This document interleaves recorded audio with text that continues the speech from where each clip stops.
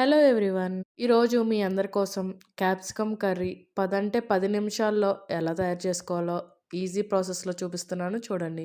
ముందుగా stove on చేసి ఒక పాన్ పెట్టుకొని పాన్‌లో ఆయిల్ పోసుకొని కొద్దిగా జీలకర్ర, అలానే కరివేపాకు, ఉల్లిపాయ, పచ్చిమిరపకాయలు ఇవన్నీ వేయించుకోవాలి.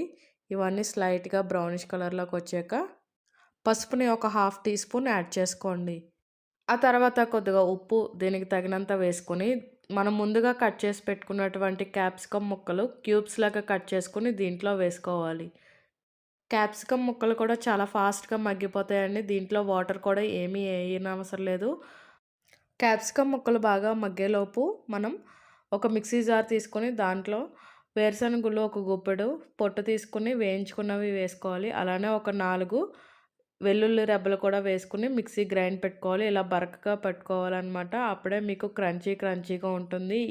క్యాప్సికమ్ పీసెస్ అన్నీ కూడా మగ్గిన తర్వాత దీంట్లో ఒక స్పూన్ జీలకర్ర పౌడర్, అలానే 2 స్పూన్స్ ధనియాల పౌడర్ వేసుకోవాలి.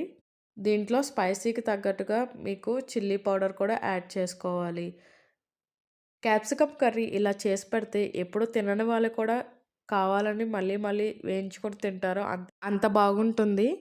అంతేకాకుండా మనకి ఎక్కువగా టైం లేనప్పుడు ఇది క్విక్‌గా అయిపోయే రెసిపీ అని కూడా చెప్పుకోవచ్చు. ఇవన్నీ బాగా కలిసిన తర్వాత దీంట్లో మనం ముందుగా గ్రైండ్ చేసి పెట్టుకున్నటువంటి వేరుశనగుళ్ళు పౌడర్‌ని కొద్దిగా వేసుకోవాలి. ఈ పౌడర్ కూడా మొత్తం బాగా కలిసేంత వరకు కూడా తిప్పుకుంటూ ఉండాలనమాట. మనకి మధ్యలో ఎక్కడా కూడా ఉండలుండల కింద లేకుండా ఉండాలి. అప్పుడే మీకు కర్రీ చాలా బావుంటుంది.